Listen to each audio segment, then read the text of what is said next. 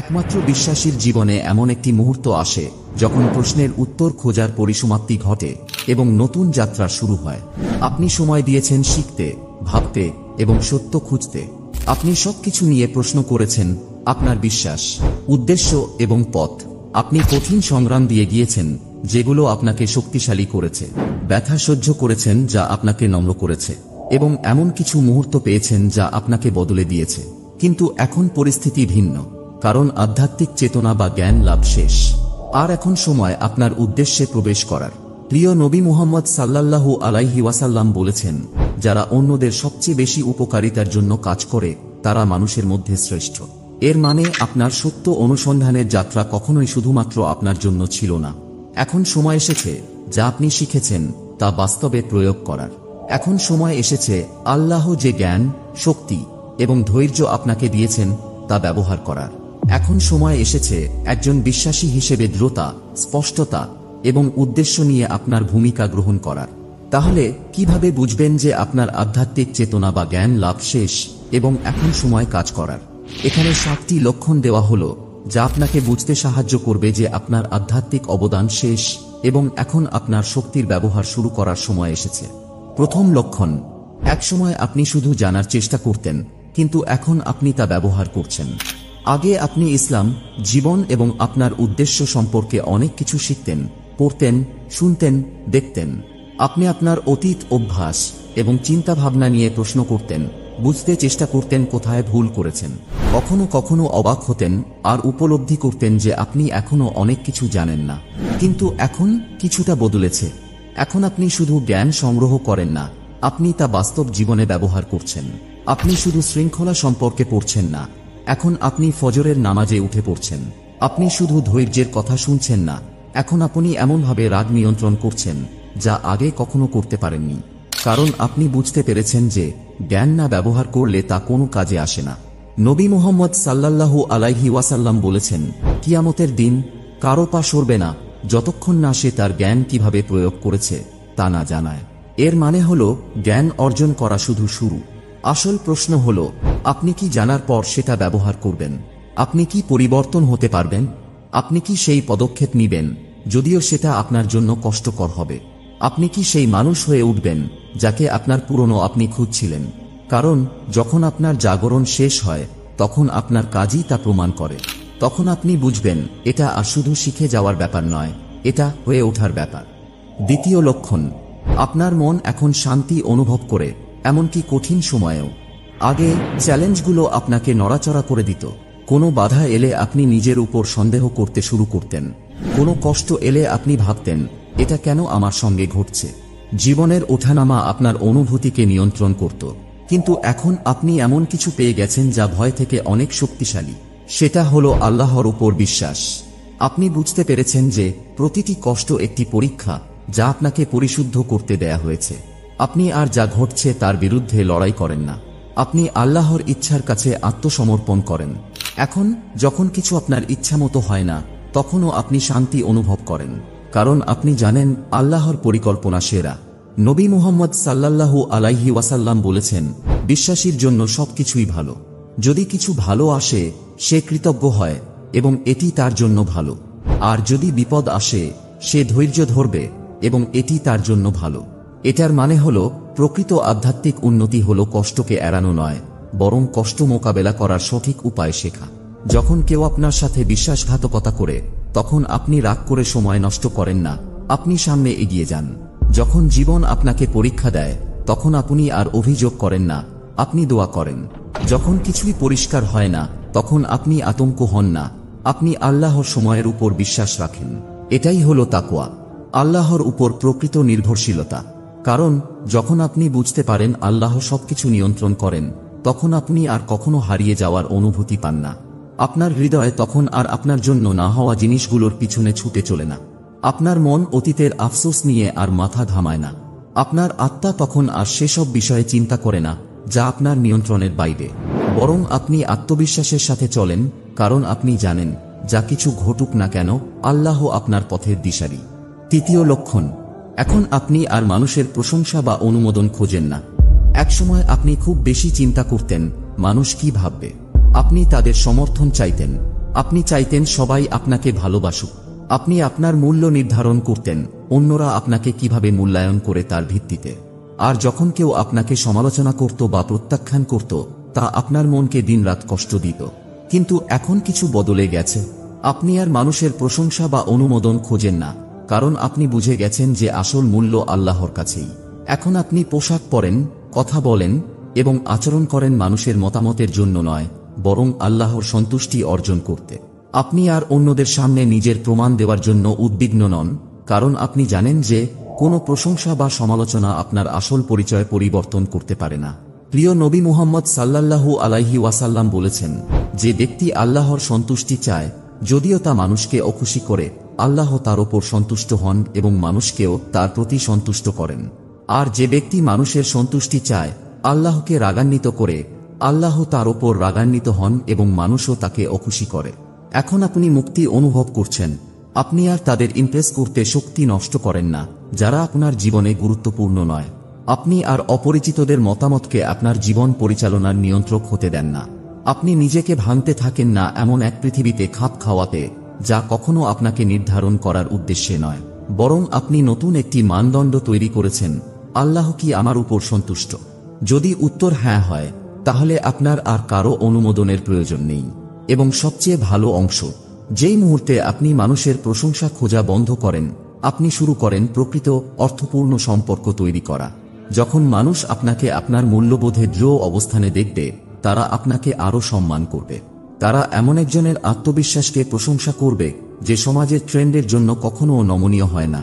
কারণ অন্তরে সবাই চায় যে তারা এমন সাহসী জীবন যাপন করতে পারবে। আর এখন আপনি সেটি করতে পারেন।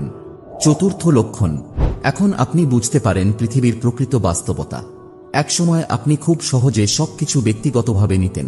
যখন কেউ আপনার সাথে বিশ্বাসঘাতকতা করত, আপনি ভাবতেন এটাই শেষ। যখন জীবন আপনার মতো করে চলত না, আপনি হারিয়ে যেতেন, মুষড়ে পড়তেন। যখন দেখতেন অন্যরা ভালো জীবন কাটাচ্ছে, আপনি ভাবতেন কেন আল্লাহ আপনাকে ওই সুযোগ দেননি। কিন্তু এখন আপনি বিষয়গুলো ভিন্নভাবে দেখছেন। আপনি বুঝেছেন এই পৃথিবী অস্থায়ী। এখন যখন কেউ আপনাকে ছেড়ে চলে যায়, আপনি তাদের থামানোর চেষ্টা করেন না, কারণ আপনি জানেন মানুষও আল্লাহর পরীক্ষার অংশ। যখন কিছু আপনার ইচ্ছে মতো হয় না, আপনি হতাশ হন না, কারণ আপনি জানেন আল্লাহর পরিকল্পনা সবসময় আপনার চাইতেও ভালো। যখন অন্যরা তাদের সম্পদ এবং সফলতা প্রদর্শন করে, আপনি আর ঈর্ষা করেন না, কারণ আপনি জানেন পরকালে আপনার জন্য যা অপেক্ষা করছে তা পৃথিবীর সবকিছু থেকেও বেশি মূল্যবান। আল্লাহ কুরআনে বলেছেন, এই পৃথিবী তো শুধু ভুল ধারণার আনন্দ। এখন আপনি যা নেই তার দিকে আর মনোযোগ দেন না, বরং আপনি যা আছে তার উপর ফোকাস করছেন। আপনি আপনার চরিত্রে বিনিয়োগ করছেন, শুধু টাকা পয়সায় নয়। আপনি আপনার আত্মাকে শক্তিশালী করছেন, শুধু বাহ্যিক চেহারায় নয়। আপনি আল্লাহর রহমত খুঁজছেন, মানুষের প্রশংসা নয়। এই মানসিকতার পরিবর্তন আপনাকে এমন এক শান্তি দিচ্ছে যা পৃথিবীর কিছু দিয়ে কেনা সম্ভব না। কারণ যখন আপনি আর পৃথিবীকে পারফেক্ট হতে চাওয়ার জন্য চাপ দেন না, তখন আপনি আর হতাশ হবেন না। আপনি বুঝতে পারেন জীবনে সবকিছুই আল্লাহর পরীক্ষা বা দান। আগে যা আপনি দান মনে করতেন, সেটি আসলে বিভ্রান্তি ছিল। আর যা আপনি হারিয়েছেন মনে করেছিলেন, সেটি ছিল আল্লাহর নতুন পথে চলা। এটি আপনার মনে এক গভীর শান্তি এনে দেয়। যখন আপনি পৃথিবীর মায়া থেকে মুক্তি পাবেন, তখন আপনি নতুন এক পথের প্রস্তুতি নেবেন। সেটা এমন একটি জীবন যা কখনো শেষ হবে না। পঞ্চম লক্ষণ, আপনার হৃদয়কে ক্ষোভ ত্যাগ করার জন্য প্রস্তুত করুন। মানুষের আধ্যাত্মিক উন্নতির পথে সবচেয়ে বড় বাধা হলো ব্যথা, রাগ এবং ক্ষোভ। কেউ আপনাকে কষ্ট দিয়েছে, কেউ আপনার বিশ্বাস ভেঙেছে, আপনি যখন সবচেয়ে কম আশা করেছিলেন। আর যখনই আপনি তা মনে করেন, আপনার হৃদয় ভারী হয়ে যায়। কিন্তু এখানে যে বিষয়টি অনেকেই বুঝতে পারে না, তা হলো যখন আপনি ক্ষোভ ধরে রাখেন, আপনি শুধু নিজের ক্ষতি করছেন। নবী মুহাম্মদ সাল্লাল্লাহু আলাইহি ওয়াসাল্লাম বলেছেন, কারো প্রতি ঘৃণা পোষণ করো না, একে অপরকে ঈর্ষা করো না এবং একে অপরের থেকে মুখ ফিরিয়ে থেকো না, বরং আল্লাহর সেবক হিসেবে ভাই ভাই হয়ে থাকো। আপনি যদি আপনার ঈমানকে শক্তিশালী করতে চান, তাহলে আপনাকে আপনার হৃদয় পরিশুদ্ধ করতে হবে। এর মানে এই নয় যে আপনি অন্যদের খারাপ ব্যবহার মেনে নিবেন, কিংবা যাদের আপনি বিশ্বাস করেছেন তাদের আবার বিশ্বাস করবেন। তবে এটি মানে আপনি ঘৃণা ও রাগের বোঝা সরিয়ে ফেলবেন। কারণ যত বেশি ক্ষোভ আপনার হৃদয়ে জায়গা নেবে, তত কম শান্তির স্থান থাকবে। তাহলে আপনি কিভাবে নিজেকে মুক্ত করবেন? অতীতের কষ্ট বারবার মনে করা বন্ধ করুন। যত বেশি আপনি তা মনে করবেন, তত বেশি সেটি আপনাকে কষ্ট দেবে। আল্লাহর কাছে প্রার্থনা করুন যাতে তিনি আপনার ব্যথা শান্তিতে পরিণত করেন। আপনি একা এটা করতে পারবেন না, তাই আল্লাহর সাহায্য চেয়ে হৃদয়ে পরিশুদ্ধ করুন। বুঝুন, ক্ষমা করা শুধুমাত্র তাদের জন্য নয়, এটি আপনার নিজের জন্য। যদি তারা কখনো ক্ষমা না চায় বা অনুশোচনা না করে, তবুও আপনাকে এগিয়ে যেতে হবে আপনার আত্মার জন্য। এবং সবচেয়ে গুরুত্বপূর্ণ বিষয়, ক্ষোভ ত্যাগ করা আপনাকে দুর্বল করে না, বরং শক্তিশালী করে। এটি আপনাকে এমন একজন বানায় যার হৃদয় আল্লাহর উপর এতটাই নিবদ্ধ থাকে যে সে অন্যদের কাজের কারণে কখনো দুঃখিত হয় না। কারণ দিন শেষে আল্লাহই সর্বশ্রেষ্ঠ বিচারক। আপনি যেগুলি বহন করতে পারেন না, আল্লাহ তা আগেই সঠিকভাবে পরিচালনার প্রতিশ্রুতি দিয়েছেন। ষষ্ঠ লক্ষণ, আপনার কুরআনের সাথে সম্পর্ক দৃঢ় করুন। যদি আপনি আধ্যাত্মিকভাবে উন্নতি করতে চান, তবে আপনাকে কুরআনের সাথে একটি প্রকৃত সম্পর্ক তৈরি করতে হবে। কুরআন শুধু একটি বই নয় যা রমজানে তেলাওয়াত করা বা শেলফে সাজিয়ে রাখা হয়। এটি আপনার পথনির্দেশ, আপনার আলো এবং আল্লাহর সরাসরি বার্তা। অথচ অনেকেই জীবনে হারিয়ে যাওয়ার অভিযোগ করেন, অথচ যে উত্তরগুলো তারা খুঁজছেন সেগুলো ঠিক কুরআনে রয়েছে। আল্লাহ কুরআনে বলেছেন, নিশ্চয়ই এই কুরআন সর্বোত্তম পথের দিকে নির্দেশ করে। যদি আপনি পরিষ্কারতা চান, শুরু করুন পড়া। যদি আপনি শান্তি চান, তার আয়াতগুলোর উপর চিন্তা করুন। যদি আপনি পথনির্দেশ চান, তাহলে তার উপর কাজ করুন। কিন্তু এখানে একটি চ্যালেঞ্জ আছে, আপনি কুরআনের সাথে সম্পর্ক গড়তে পারবেন না যদি আপনি সেটি তাড়াহুড়োতে পড়েন। সময় নিন, অর্থ বুঝে পড়ুন, এমনকি যদি প্রতিদিন কয়েকটি আয়াত পড়েন। তাফসির বা ব্যাখ্যা শিখুন, যাতে আপনি আল্লাহর বাক্যে থাকা জ্ঞান সম্পূর্ণরূপে শোষণ করতে পারেন। ছোট ছোট অংশ মনে রাখার চেষ্টা করুন, শুধুমাত্র তেলাওয়াতের জন্য নয়, বরং যেন সেগুলি আপনার হৃদয়ে স্থায়ী হয়। আর সবচেয়ে গুরুত্বপূর্ণ বিষয়, আপনি যা শিখছেন তা বাস্তব জীবনে প্রয়োগ করুন। প্রিয় নবী মুহাম্মদ সাল্লাল্লাহু আলাইহি ওয়াসাল্লাম বলেছেন, তোমাদের মধ্যে সেরা তারা যারা কুরআন শিখে এবং তা অন্যদের শেখায়।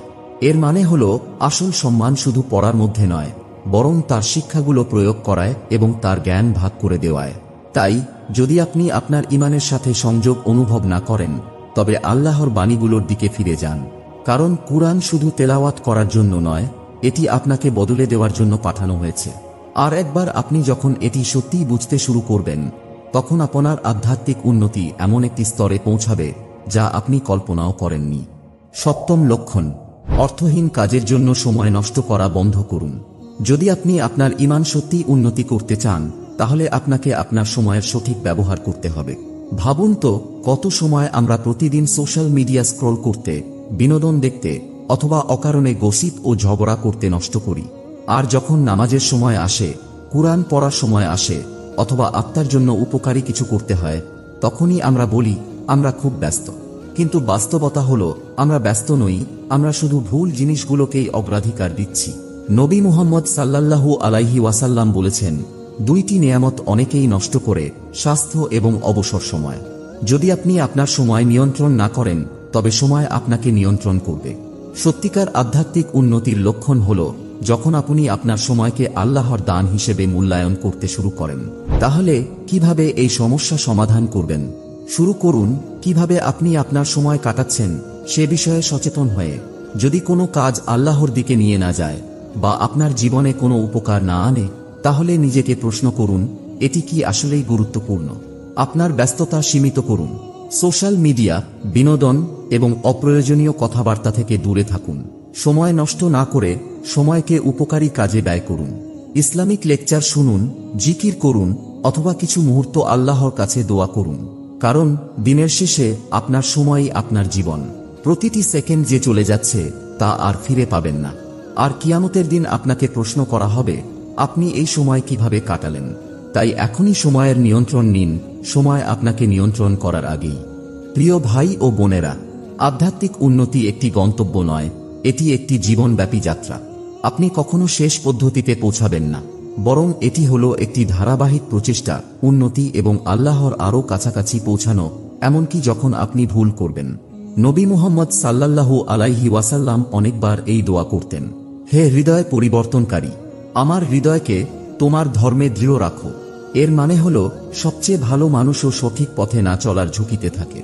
তাহলে নিজেকে প্রশ্ন করুন, আপনি আজ কোথায় দাঁড়িয়ে আছেন?